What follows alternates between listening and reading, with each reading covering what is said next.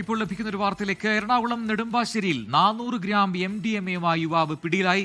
Aluva police നടത്തിയ പരിശോധനയിലാണ് ഇയാൾ പിടിയിലായത്. അമൽ സുരേന്ദ്രൻ കൊച്ചിയിൽ നിന്ന് ചേരുന്ന കൂടുതൽ വിവരങ്ങളുമായി. അമൽ, എവിടുത്തുകാരനാണ് ഈ പിടിയിലായിരിക്കുന്നയാൾ? ഒപ്പം തന്നെ എവിടെ നിന്ന് വന്നു? അത്തരം വിശദാംശങ്ങളൊക്കെ ലഭ്യമായിട്ടുണ്ടോ?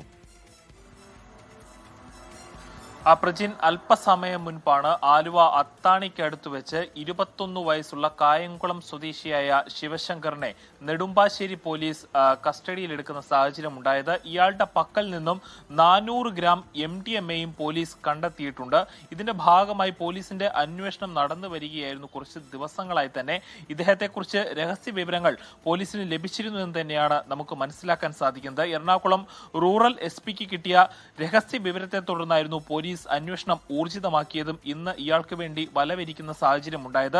ഇതിനെ തുടർന്നാണ് ഇദ്ദേഹത്തിന്റെ പക്കൽ നിന്ന് വിൽപ്പനയ്ക്കായി കൊണ്ടുവന്ന 400 ഗ്രാം MDMA പോലീസ് കണ്ടെടുക്കുന്ന സാഹചര്യം ഉണ്ടായത്. ഏതായാലും കൂടുതൽ ചോദ്യം ചെയ്യലുകളിലേക്ക് കടന്നിരിക്കുകയാണ്. ആർക്ക് നൽകാനാണ് ഈ ലഹരി വസ്തു ഇവിടെ എത്തിച്ചത്? ആരിൽ നിന്ന് ഇത് കൊണ്ടുവന്നു? ഇതിന് ഇടനിലക്കാരെങ്കിലും ഉണ്ടായിരുന്നോ എന്ന തരത്തിലായിരിക്കും കൂടുതൽ അന്വേഷണം മുന്നേറുക. പ്രജിത്. ശരി, അമൽ സുരേന്ദ്രനാണ് കൊച്ചിയിൽ നിന്ന് വിശദാംശങ്ങൾ നൽകിയത്.